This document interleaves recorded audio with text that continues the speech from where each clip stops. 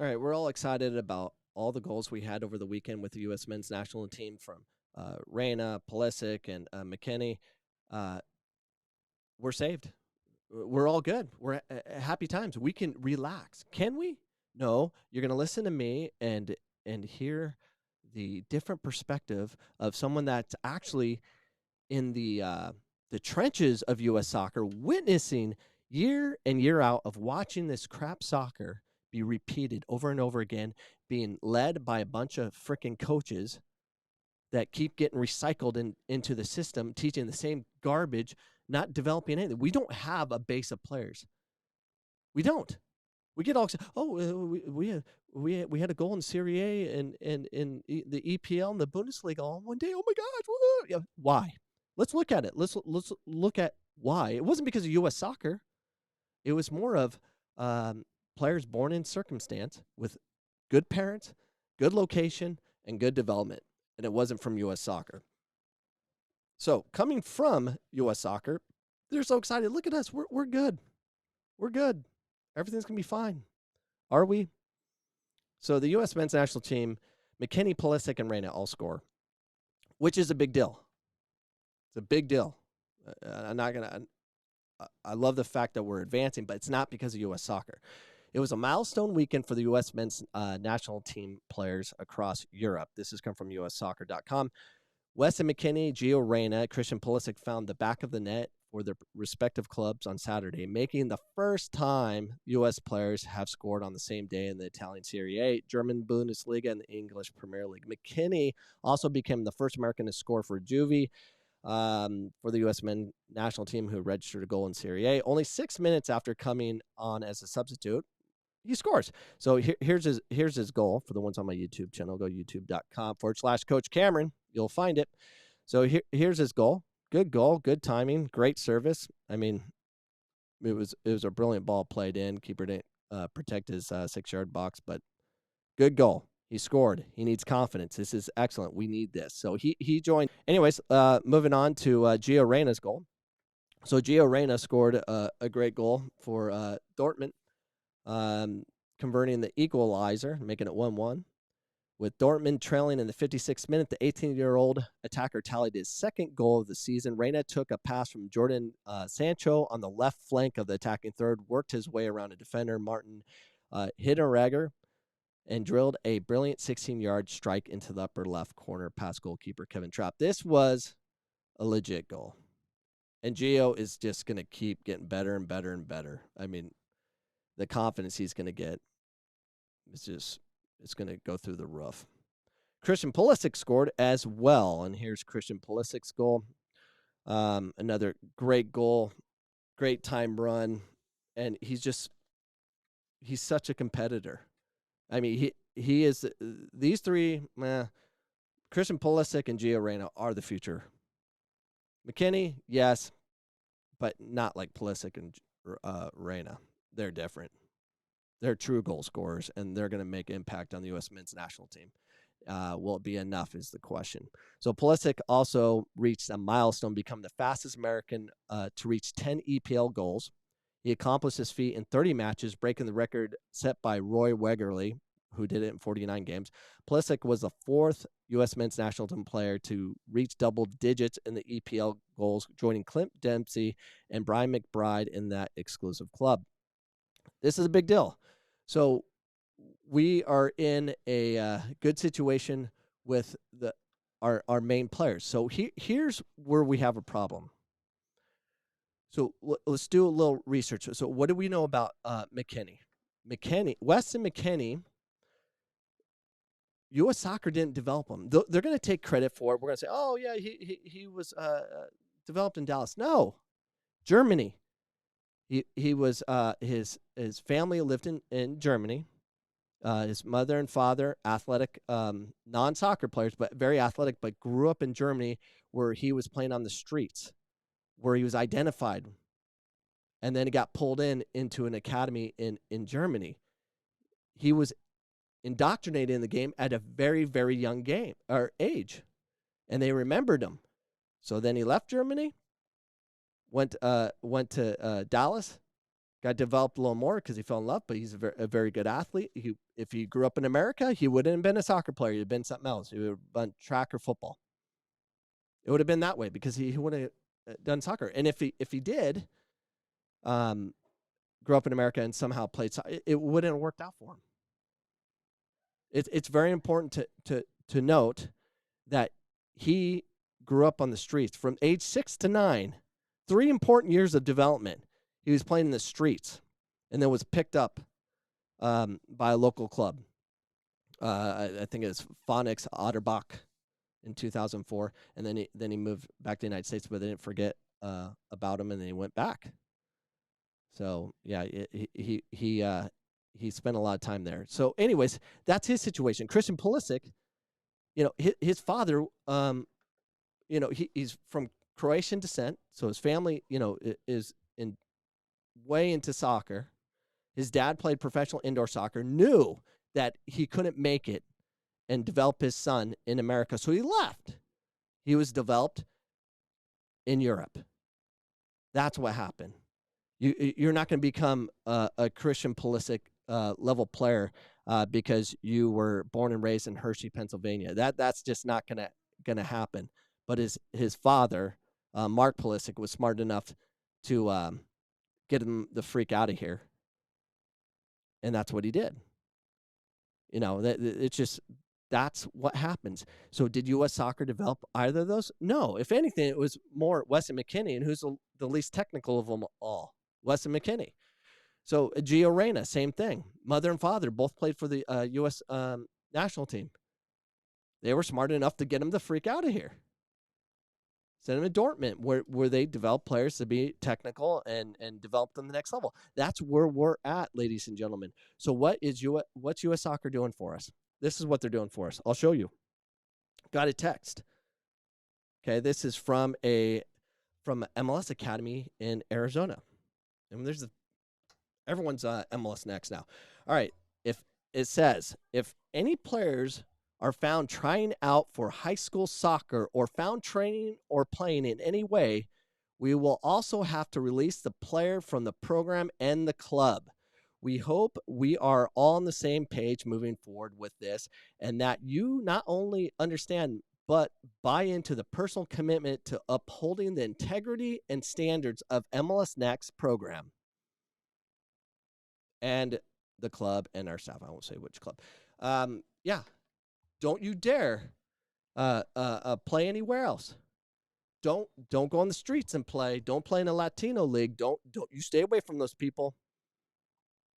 Don't play for your high school. If you do, you're going to be punished. Don't you do this.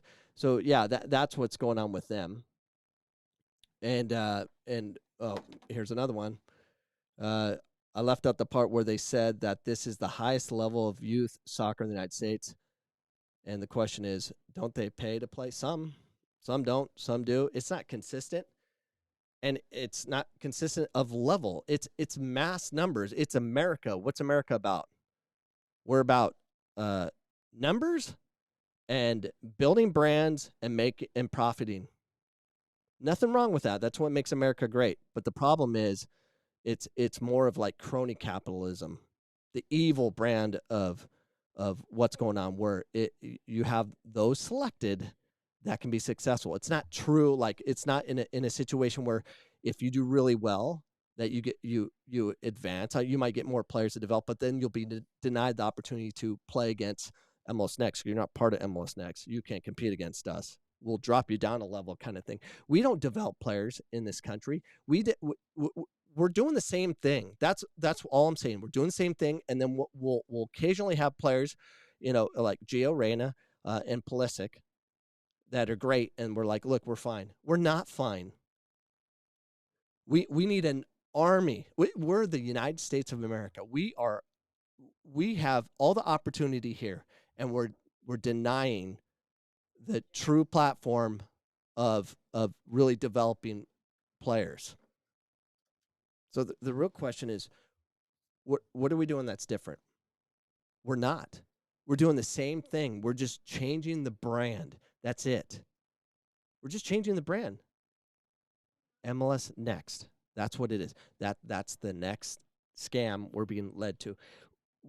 We need to do a whole revamp of what we're doing. We need to cater to the individual with youth development. We need to allow players to play. We have players. I'm working on, once things open up again, I'm gonna go do a behind the scenes of where soccer's being played in Phoenix, Arizona. In places you've never seen before. I've taken my son to play in these Hispanic leagues where right by the airport where planes are flying right over the field. I'm a native. I've never been there. I've never been in a situation where planes were literally flying right over our heads. Like you could throw a rock and hit the freaking plane kind of thing. It was crazy. And I'm like, where are we? A place where people won't go play soccer, except for the ones that truly love the game. We need to embrace the game where we're creating a culture. Culture will always win. Far as development goes, that we have a culture in this country. The culture of soccer exists because we have every nationality throughout the world in the United States. Name me one city that doesn't have adult leagues where you have a Croatian. You have the Croatian team. You have the Serbian team. You have an African team. You have everyone comes together and plays. We have it here. There is talent here. We don't develop it because it's the whole pay-to-play model, the whole thing that we do with create an identity that we're special and we compete. We're competing to win in America versus competing to win the rest of the world. Everyone knows the only way you're going to be able to develop your son or daughter into a higher level and is you got to leave the United States. Why? We're doing something wrong. We got to embrace the culture. We need to embrace the culture. We need to change the rules of the game. I've said this over and over again. I'll say it again. We need to change the rules of the game of soccer here. I don't know any other way to fix it right now other than U.S. soccer needs to start spending money and go and developing academies into the inner cities where soccer is being played, where it's loved and embraced, and also give it hope to other athletes that choose other sports. Might want to choose soccer. That's a whole McKennie situation where he was indoctrinated into the sport at age 6 because he was in Germany. We can indoctrinate a lot of athletes in the United States if we provided them a pathway. But we're not willing to do it. So when I say change the rules, we need to completely change the rules. There needs to be given points. Hold on one second. I got interrupted with my son and his online schooling. Anyways, there's a way we can do it, but we have to do it differently. I mean, we spent so much money on administration with U.S. Soccer, which they're basically bankrupting themselves as we speak, that we spend way too much on administration, too much on coaching, when we need to focus on really taking the game and really bringing it to the inner cities and really develop the game. You got to develop the game. You can't do what we typically do, where we're just going to set a field. Oh, we put a field in the inner city in 45. We put fields down. That's not good enough. We need to stay there, identify talent, and take that talent and put them on MLS Next. But we're not going to do that. We're not going to do that. So we need to keep taking our children outside somewhere else. And it's sad. We have serious problems, and we're not doing anything to fix it. And we're all excited, and we're going to hear the same mantra again. What are we doing? What are you going to do when we're our saving grace? You got Pulisic and Reyna. They're high level. I mean, that's a bit. We've never had that kind of talent. Not like that. They're special. What are we going to do when they're not available or injured? I mean, we need a base of players, and we're never going to have a base of talented players. I mean, high-level base where we have 30 in the Bundesliga, 30 plus in the EPL. I mean, we need more players in those leagues. We need a bigger base to draw from, because if we don't have our stars, we need replacements that won't affect us at all. The game won't change. I don't know if any of that made sense, but if we think we're good to go, we're safe, we can relax. We're not. We're not. Until U.S. Soccer, we cannot depend on Europe to develop our players. We need to develop them. And I think there's a way to do that. I think we need to go back in time and make it a true competition where everyone has to compete against each other. Just flight it. If you're so special, MLS Next or whatever club you're part of, whatever, just win and keep rising to the top versus lose and then stay at the level you're at. That's what MLS Next is. How is it not? Explain to me, how is it not? It's no different than DA. There's no difference, because MLS Next, if an MLS Next team is not better than another team that's not part of MLS Next team stays in MLS Next, and the team that's actually better can't advance because they're not part of MLS. It's stupid. Stupid. It'd be sweet if MLS Next, you know what it should be?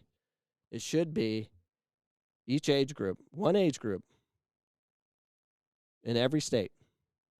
And you compete, and whoever's the best team represents the MLS or whatever. I don't know. We need competition, and we need to change the system. We need to focus on the individual. We need to stop tearing down all the dribblers of this country that we have. We have a lot of them, but what do? We make fun of them. That's what we do. Oh, they dribble too much. They're not smart enough to play the tactics of the game. How many times have you heard that? I've heard it. Heard from friends. They're idiots. They have no concept, because the dribblers don't fit in with the typical pay-to-play players that can play 1-2 touch but can't think.